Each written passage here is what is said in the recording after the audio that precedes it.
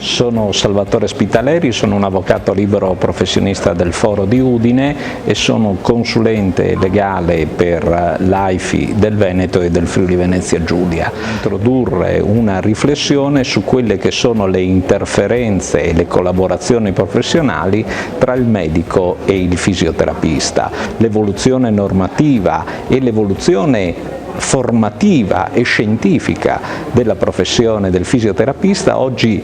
consente di poter superare quel meccanismo di ancillarità, di sussidiarietà tra il medico e il fisioterapista e dare al fisioterapista piena competenza in tutte quelle attività riabilitative e di rapporto diretto con il paziente, potendo svolgere un'attività di valutazione del paziente e potendo svolgere tutte le pratiche idonee all'attività riabilitativa.